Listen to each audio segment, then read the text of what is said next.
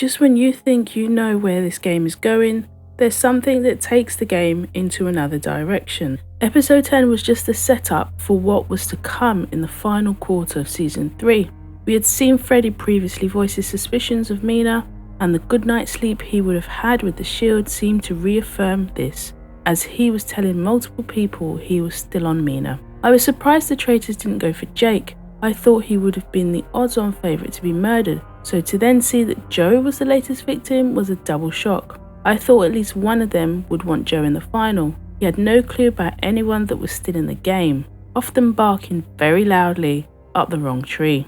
Things started to make sense as to why Jake was possibly still in the game.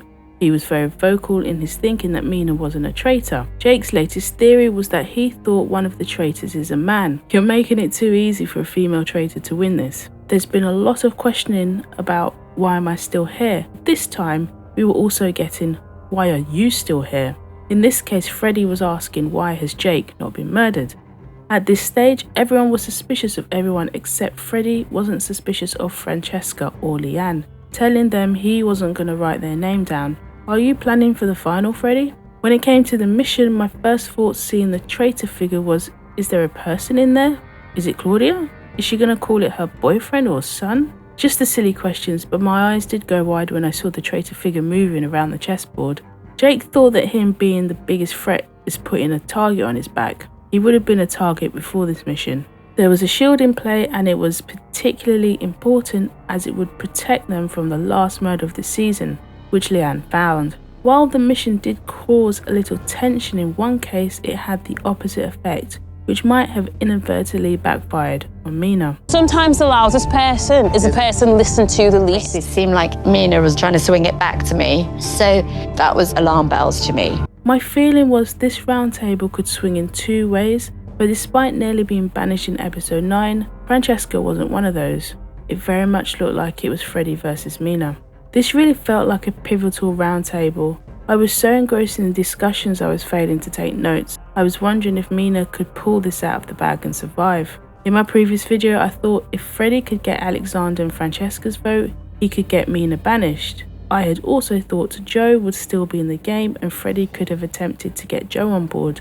With Charlotte deciding to vote for Mina instead of Freddy, we saw the last original traitor pick now banished. Francesca finally voted for a traitor, while Jake didn't, which means Freddy is the only one who has voted for a traitor when they were banished. If Alexander hadn't switched from Linda to Leanne when Linda was banished, he would have had the two that he was able to vote for. What started so well for Mina seemed to fall apart in the last couple of episodes. Was Mina the best traitor not to win? I don't know about that. But what I do know is that she made the mistake of blackmailing Charlotte. Hindsight is 20/20, but coupled with the whole sisterhood angle Mina was going for, it didn't serve her well. Claudia said the extraordinary power someone could win in the next episode has never been seen before, which made me believe my thoughts about the advantage being a dagger was completely wrong. Now I was wondering if it's something that's been in an international season I've yet to see, because when they say things like never been seen before, they either mean not in this country or not at the time of filming. Why did Leanne tell Charlotte, Francesca and Jake that she had the shield? That was something she needed to keep silent, not unless it was a test. The thing is, I don't think it was a test. Leanne obviously doesn't think any of them are traitors, but Leanne is forgetting there would be a blackmail if there was only one traitor left after Mina's banishment. I do wonder what Leanne would have been like as a traitor. I did think Charlotte's best move was to blackmail one of the guys because Alexander and Freddy are under suspicion, and it would help with Jake's theory about there being at least one male traitor. Charlotte picked Freddy to blackmail, totally going against the sisterhood. Well, that was a thing with the originals and they're all gone now. I thought surely Freddy must see through Charlotte's lies of the reason she chose him. It's one of the most blatant setups. Though the fact Freddy hadn't been banished at that point is quite some feat.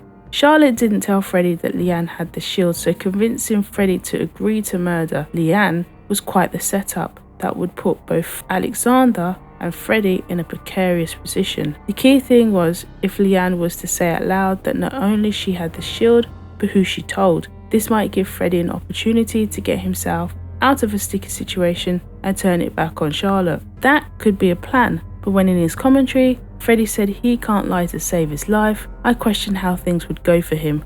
I just didn't expect for it to be so bad. With Leanne spilling the beans that not only did she have the shield, but the traitors tried to murder her, Freddie dug himself a hole that he couldn't get out of. Did you know she had a shield? Yeah, I think so, yeah. Oh, okay. Yeah, Mina told me that you had a shield. Mina didn't know. Someone must have told Mina, because Mina told me.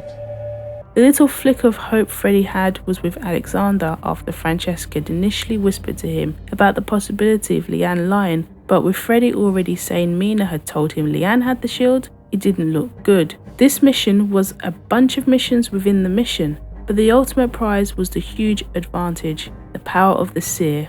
Whoever banks the most money within the combined challenges wins the power to find out the role of one player. A game-changing advantage that, if you get it right, could help you win the game.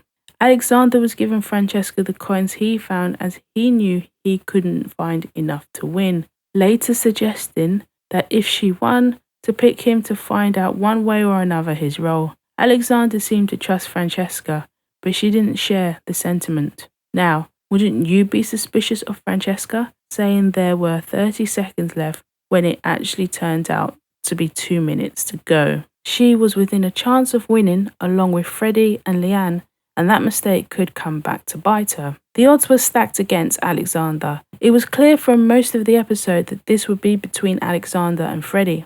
Freddie dug himself even deeper, slipping up even more. And when did she tell you this? It was near the end of the night, near the bar, basically. But she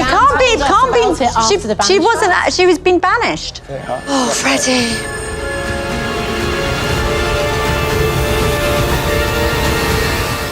If he had thought about it, or it was someone else who was a traitor, then saying that Charlotte told him could have been a possible way out. They might not fully believe it, but it would sow some doubt in Charlotte. Instead, after trying to throw some heat in Charlotte's direction, he left with writing her name on his board, a subtle way to point the finger, but was it enough?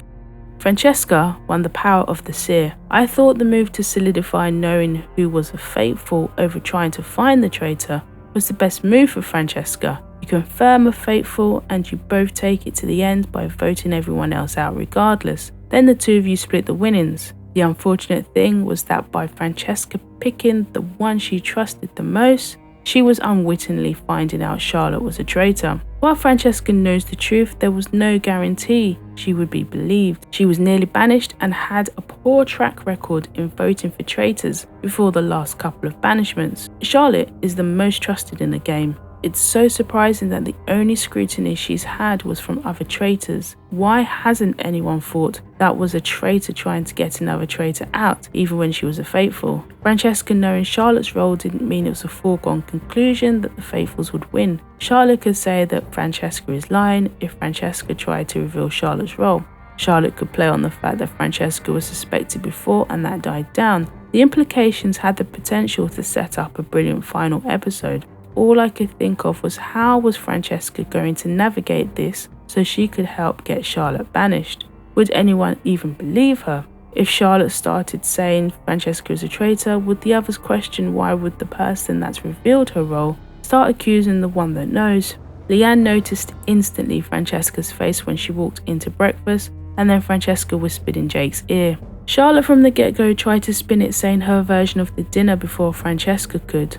I was wondering if the rest of them were going to be smart enough to see through Charlotte. She lies so effortlessly, so scarily good at this game, even trying to set Alexander up in her lie later in the day. I kept thinking that the best thing for the others to do would be to vote both Charlotte and Francesca out, with them saying conflicting things. You will always doubt one, so to be on the safe side it's best to get rid of them both. Talking of acting, Leanne was really selling those screams during the mission. She's had to hold back a couple of times in keeping up her facade of being a nail technician and not an ex-soldier. I started to see hope for the faithfuls when Jake pointed out that it doesn't make sense for Francesca to turn on the person who would have guaranteed her the win if Francesca was a traitor and Charlotte was a faithful. They were the two that trusted each other the most. The question was, would Alexander, Jake and Leanne believe Charlotte or Francesca? The prize pot they were all vying for ended up being a total of £94,600. They made more than I thought they would given the way they started the season. When it came to the round table, it was no surprise the main topic of conversation was about Charlotte and Francesca. Despite her attempts to turn it back on Francesca, Charlotte was banished with 4 votes against her. I think Charlotte would have won the game if it wasn't for the seer power. She was the least suspected in many of the others' eyes. When it came to the 5 truth, I felt Leanne had all the power. With 4 left, I didn't believe 3 or 4 of them would win. It would be Leanne and one other person. So it came as no surprise when the 4 faithfuls chose to banish. I had felt Alexander kind of crumbled at the table before Charlotte's banishment. I think it sealed his fate even more so, but I always felt he would get voted out. It was just a case of when. The 3 remaining voted to banish. It was clear Jake was going to vote for Francesca, and Francesca was going to vote for Jake, but Leanne was another thing. Francesca's talk with Leanne prior to the 5 truth would have made me question Francesca if I was in Leanne's position. The way she was laying it on Leanne and even saying there were 1 or 2 traitors would make me wonder if she's trying to make sure I help her win because she's a traitor. That and the doubt around the seer power was probably what tipped Leanne to vote for Francesca. That meant another soldier has won, but this time as a faithful, with Leanne winning along with Jake sharing the prize pot. Congratulations to both Jake and Leanne. While the tension between the faithfuls was evident, I felt that once Charlotte was banished, it seemed to temper down for me as a viewer. The 5 truth didn't grip me because it felt like a foregone conclusion. The slight doubt was in who Leanne would vote for in the end. Overall, this was an enjoyable season. The additional changes kept things a little fresh. I'm so interested to see what they do in the celebrity version and the next civilian season. I'm off now to watch another season from another country, so look out for some more of my videos by hitting that subscribe button. Until next time.